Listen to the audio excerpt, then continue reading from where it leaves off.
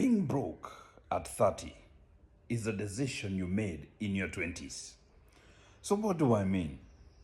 The problem with young people is that they tend to think everything comes, in a silver platter. But it's quite unfortunate.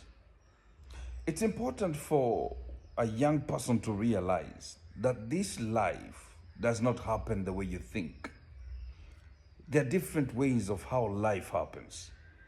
And that is why it is important for you to come to a place of realizing, in order for you to achieve anything in this life, there are certain principles and values and laws that you need to apply in your life.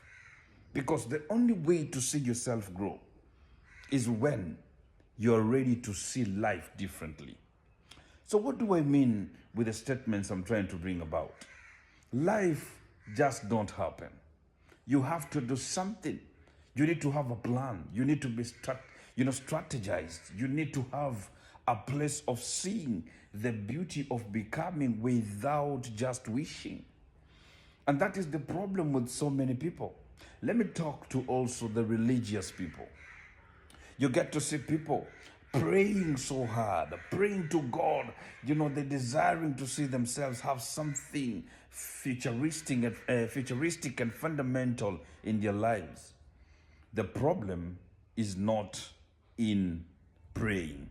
The problem is in them thinking that prayer will provide for them so many things materially.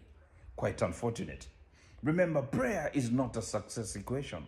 Prayer is a revelation equation. The other day I just sat down and I saw this businessman talking and speaking about success.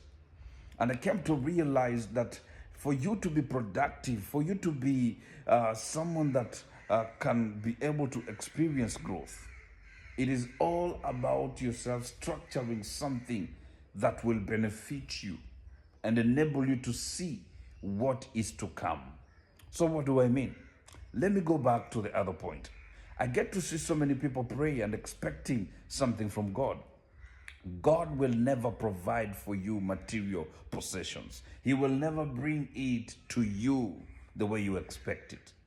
What God did, He enabled you to have what we call human wisdom and diligence. An ability that was so divine, yet so physical, that you need to use your hands. And that is why the good book says, He will bless the work of your hands.